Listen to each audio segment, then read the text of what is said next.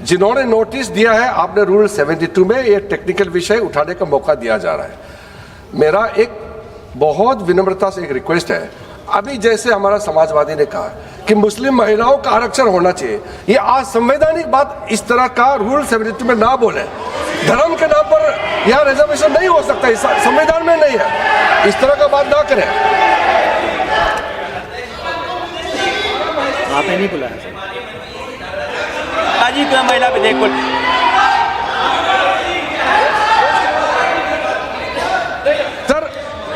Sir पूरा देश का महिलाओं के लिए बात करना चाहिए। आप मुस्लिम महिलाओं का क्यों बात करते हैं?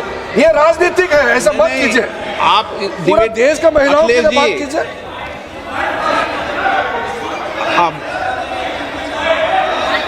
अखिलेश जी को बोलते हैं, जल्दीबाजी क्यों है आपको जल्दीबाजी क्यों है? महिला विधेयक के पक्ष में हम, आप जनगणना क्यों नहीं कराना चाहते?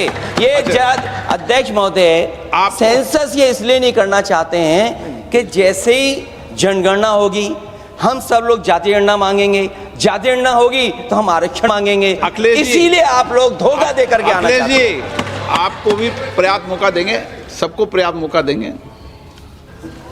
माननीय अध्यक्ष जी, अखिलेश जी ने बोला, उसका जवाब दे रहे हो तो हाँ उसी पे जा रहे हैं, उसी पे बोल रहे हैं। हाँ माननीय अध्यक्ष जी, सदन की कार्यवाही को पूरा देश देख रहा है। कुछ स्टेटमेंट ऐसे किए गए जो जनता में चिंता पैदा कर सकते हैं। अखिलेश जी ने कहा जनगणना क्यों नहीं हो रही है। मैं पूरे सदन के माध्यम से देश की जनता को बताना चाहता हूं, जनगणना का काम शुरू हो चुका है, जारी। 2, उन्होंने कहा कि हम जाति जनगणना का मांग करेंगे। मान्यवर, मैं आपके माध्यम से सदन को बताना चाहता हूं कि सरकार ने जाति की जनगणना करने का निर्णय ले चुकी है और आप बैठिए बता दो। अरे बैठिए भाई, बैठिए। और जाति के साथ ही ये जनगणना हो रही है। माननीय सदस्य धर्मेंद्र यादव जी कह रहे हैं कि कॉलम नहीं है। उनको मालूम पड़ना चाहिए कि अभी घरों की गिनती हो रही है और घरों की कोई जाति नहीं होती। समाजवादी पार्टी का चले तो घरों की भी जाति तय कर ले। मान्यवर, जब व्यक्तियों की जनगणना होगी, नागरिकों की जनगणना होगी, तब उसमें जाति का कॉलम रखा है। ये मेरा विभाग है। मैं सदन को आश्वस्त करना चाहता हूं कि ये जनगणना जाति जनगणना के साथ ही होने वाली है। तीसरी बात, इन्होंने ये जो आपने समझाया कि नियम 72 की जो खिड़की है वो हमें लेजिस्लेटिव कॉम्पिटेंसी पर और कॉन्स्टिट्यूशनल कॉम्पिटेंसी पर बोलने की ही इजाजत देती है। वो खिड़की का उपयोग कर धर्मेंद्र यादव जी ने एकदम गैर संवैधानिक बात करी, मुस्लिम महिलाओं को आरक्षण की। मान्यवर, हमारा संविधान किसी भी प्रकार के धर्म के आधार पर आरक्षण की कतई मंजूरी नहीं दे रहा। और मैं फिर से संकल्प सरकार का बताता हूं कि धर्म के आधार पर मुस्लिमों को किसी भी प्रकार का आरक्षण गैर संवैधानिक है, इसका सवाल ही पैदा नहीं होता है।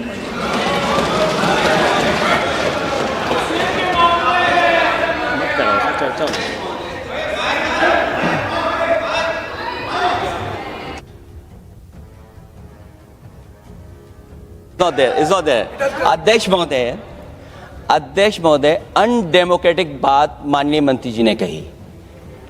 हो सकता है उन्होंने धर्म की बात कही हो, लेकिन पूरा देश आदि आबादी को आरक्षण चाहता है। अध्यक्ष महोदय, मैं माननीय मंत्री से जानना चाहता हूं, क्या मुस्लिम महिला आदि आबादी में नहीं आती हैं? नहीं होनी ना, देंगे। समाजवादी पार्टी सारी टिकटें मुस्लिम महिलाओं को दे दे, हमें कहाँ आपत्ति है, हमें कोई आपत्ति नहीं है। चलिए अखिलेश जी, जब पूरी डिबेट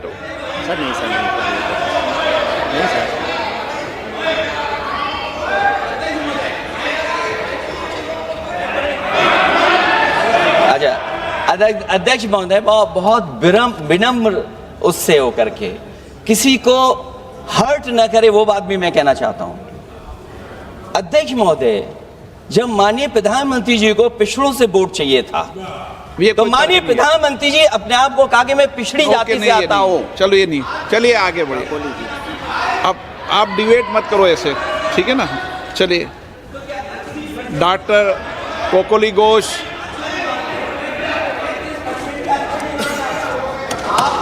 जब आपको डिबेट होगा तो पर्याप्त मौका मिलेगा। आप सारा विषय रखना, डिबेट के समय कोई दिक्कत नहीं है। Honorable sir, I rise on behalf of All India Trinamool Congress to raise my objection for introduction of this bill for two reasons. The 131st Amendment of the Constitution. First, the Article 334A is arbitrary as it makes women's reservation dependent on a future delimitation exercise, contingent on the discretion of the government. This creates uncertainty and allows the government to delay implementation. Equality cannot depend on political exercises. Equality comes by birth, by democratic rights given in the Constitution by Ambedkar Sahab, whose birth centenary we just celebrated this week. And secondly, sir, the Constitution mandates periodic readjustment after each census under Article 82 and 170 for Lok Sabha and Vidhan Sabha.